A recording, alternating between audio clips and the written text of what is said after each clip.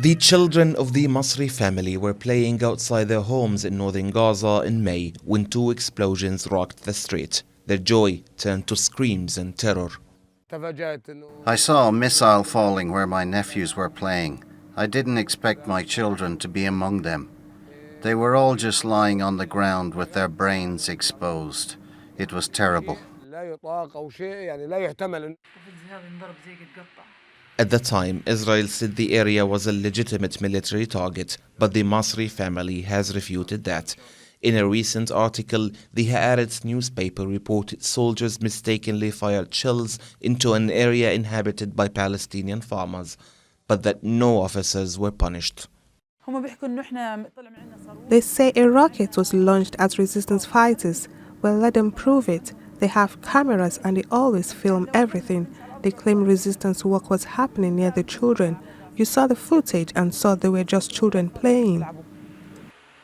When asked about the incident again, the Israeli army did not give a definitive answer. A spokesperson says it has been escalated after an initial investigation by the ground forces and Southern Command. He is assured that lessons were learned, something Palestinians find hard to believe. Human rights organizations in Gaza say Israel systematically violates two of the main principles of international humanitarian law.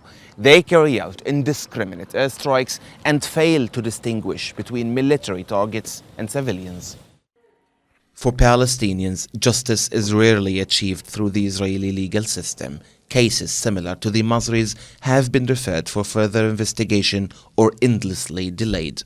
So the Al-Masri family is just one case of the conduct of hostilities by the Israeli occupation forces, the violations of the basic principles of humanitarian law, and potentially a war crime. That's why it should be investigated by the ICC, and we are waiting for that investigation to be launched.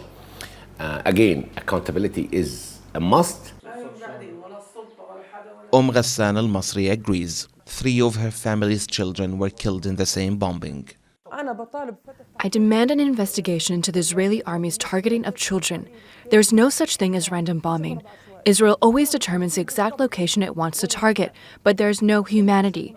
Humanity is absent from their hearts. They want to create fear in people. That's how they think. They don't care who dies. They don't care how many people die. All that matters is terrifying people.